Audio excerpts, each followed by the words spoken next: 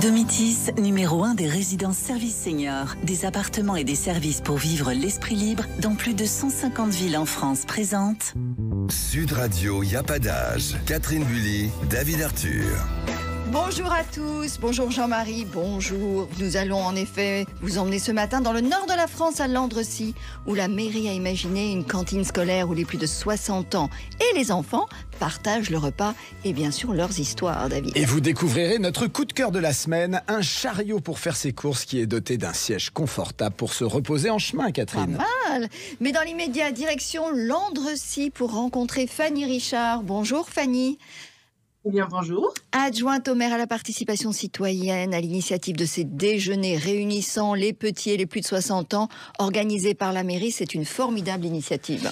Tout à fait. Alors, Fanny, qu'est-ce qui vous a donné envie de créer ces déjeuners réunissant justement ces enfants et des adultes de plus de 60 ans ? Écoutez, au moment où on proposait effectivement notre programme électoral, c'était avant le Covid, hein. Donc c'était une envie qu'on avait et qu'on avait inscrit tout de suite dans notre programme. Alors on a été un petit peu ralenti, hein, forcément, parce que mélanger les personnes âgées, les aînés avec les enfants, à ce moment-là, c'était pas très bien vu. Donc on a attendu et puis là cette année, on l'a fait tester par le Conseil des aînés, hein, parce qu'on a la chance d'avoir mis ça en place ici. Et puis le test, c'est une grande réussite, donc on l'a voté à l'unanimité et puis c'est parti, c'est ouvert à tous les aînés de Landrecies. Alors, c'est formidable. Est-ce qu'il y a des conditions, Fanny, ou est-ce qu'il suffit d'avoir plus de 60 ans ? Il faut être effectivement à la retraite, hein, ou plus en activité, et puis il faut pouvoir pouvoir se déplacer correctement, sans aide. Puis il y a effectivement une charte d'engagement, hein, auprès des aînés qui s'engagent effectivement à ne pas amener leurs médicaments, par exemple. Pour certains, c'est un rituel, hein, on pose ses petits cachets à côté de l'assiette le midi. Ça, à la cantine, il faut pas le faire.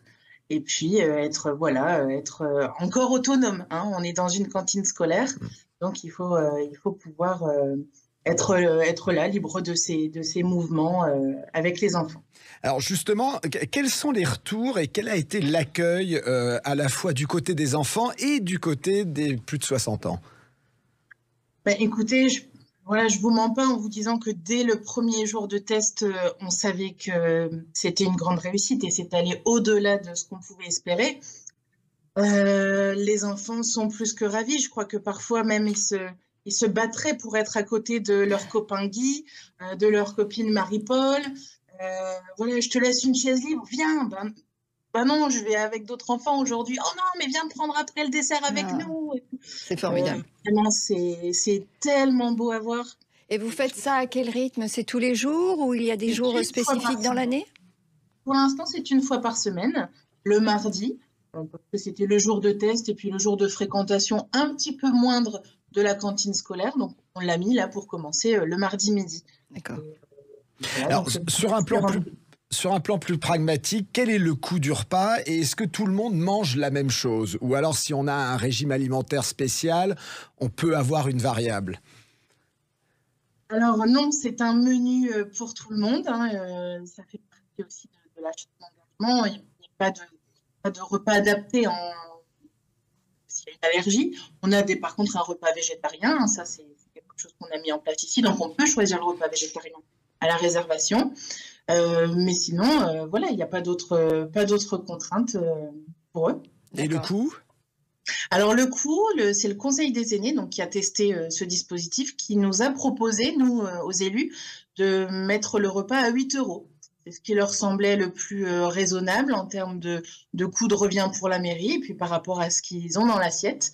On est ici, comme dans beaucoup d'endroits maintenant, sur une alimentation plus bio et plus locale, donc il y a des coûts pour une mairie forcément. Et donc, ils nous ont proposé 8 €, c'est ce qui semble bien leur convenir. Un repas équilibré, en plus en bonne compagnie, où on passe un bon moment. Écoutez, c'est formidable. En plus de ça, c'est une initiative qui est facile en fait à dupliquer dans d'autres communes. Oui, c'est facile à mettre en place, hein, ça c'est certain. Ça ne demande pas beaucoup de moyens, ça demande juste de l'envie, un peu d'organisation et de logistique. Donc moi, j'ai invité effectivement tous mes collègues élus du territoire et d'y aller, quoi, parce que c'est vraiment beau à voir. Et on ne sait plus pour qui on l'a fait, si c'est pour les aînés ou les enfants, tant les deux sont vraiment ravis de ce moment. Ouais, très belle initiative. Merci Fanny Richard. On est ravis d'avoir passé ce moment avec vous. Et nous, Merci. David, alors toujours dans notre volonté d'aider. On a un coup de cœur cette semaine, Catherine. Alors effectivement, le coup de cœur cette semaine, vous allez le découvrir, c'est un chariot malin pour faire ses courses. Il est doté d'un siège dépliant qui va vous permettre de vous reposer si besoin pendant le trajet. Oh, le modèle en plus qui a retenu toute notre attention a en plus des roues sous la forme de 3 roulettes afin de franchir les trottoirs sans effort. Il est équipé donc d'un sac isotherme pour transporter du frais ou du surgelé très facilement. Oui, et l'autre gros avantage, c'est que ce sac isotherme et la partie caddie sont amovibles, ce qui permet de pouvoir transformer le caddie en diable afin de transporter des packs d'eau ou même un objet d'une taille assez conséquente. Alors si vous voulez découvrir notre caddie malin avec assise à 69 €, il vous attend sur les pages Facebook et Instagram de l'émission. Et nous, évidemment, on se retrouve, Jean-Marie, à midi avec au sommaire de l'émission. Il n'y a pas d'âge pour oser le faire. À 84 ans, j'ai appris en 4 semaines à me servir d'un logiciel informatique pour créer un jeu de société sur ordinateur. Waouh, il n'y a pas d'âge pour bien dormir. Et si on retrouvait la qualité de sommeil de nos 20 ans? Il n'y a pas d'âge pour oser en parler. Succession, comment bien la préparer et suffisamment tôt pour protéger tous ses héritiers. Et nous recevrons l'un des ambassadeurs de la bonne humeur, l'humoriste Marc Jolivet. À tout à l'heure, David. À tout à l'heure, Catherine. À tout à l'heure, Jean-Marie.